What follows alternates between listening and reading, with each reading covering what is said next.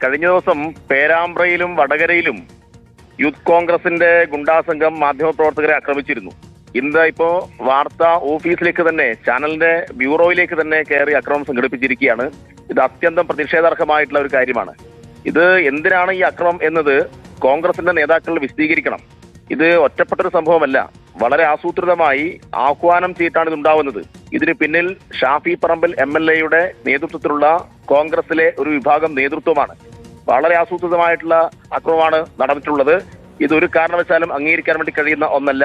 ഇത് രാഹുലുമായി ബന്ധപ്പെട്ട വാർത്തകൾ സത്യസന്ധമായി റിപ്പോർട്ട് ചെയ്തു എന്ന കുറ്റമാണ് ഈ ചാനലുകൾക്ക് നേരെ അവർ ചുമത്തുന്നത്. യഥാർത്ഥത്തിൽ അങ്ങനെ കെട്ടിച്ചമച്ച വാർത്തയാണെങ്കിൽ അത് സംബന്ധിച്ച് 2 വരി പ്രസ്താവനയെങ്കിലും കൊടുത്ത് അവരുടെ മുഖം രക്ഷിക്കുകയാണ് അവർ വേണ്ടത്. പക്ഷേ അങ്ങനെ 2 വരി പ്രസ്താവന പോലും കൊടുക്കാൻ കഴിയാത്ത വിധത്തിൽ തെളിവുകൾ സഹിതം പുറത്തു വന്നു എന്നത് അവരെ ചില്ലറയല്ല അലോസരപ്പെടുന്നത്. പൊതുജനങ്ങൾക്കിടയിൽ തുറന്നു കാട്ടപ്പെട്ട ഈ രാഹുലിനെയും ഷാഫിയെയും VD സതീശന്റെയും ഈ ഗൂഢ സംഘത്തിന്റെ നീക്കങ്ങൾ അത് കൂടുതൽ എക്സ്പോസ് ചെയ്യപ്പെടുന്നു എന്നുള്ളതാണ് അവരെ ഇത്തരം അക്രമത്തിലേക്ക് പ്രേരിപ്പിക്കുന്നത്.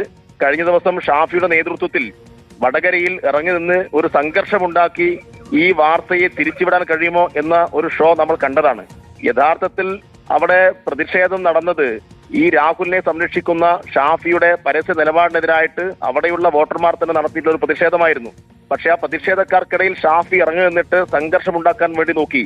ആ സംഘർഷത്തിന്റെ തുടർച്ചയിലാണ് കേരളം മുഴുവൻ സംഘർഷമുണ്ടാക്കിയിട്ട് ഈ ഉയർന്നു വരുന്ന വാർത്തകളിൽ നിന്ന്, ഈ ഉയർന്നു വരുന്ന തെളിവുകൾ സഹിതമുള്ള ഈ പീഡന കഥകളിൽ നിന്ന് കേരളത്തിന്റെ ശ്രദ്ധ വഴിതിരിച്ചുവിടാനുള്ള ഒരു നീക്കമാണ്.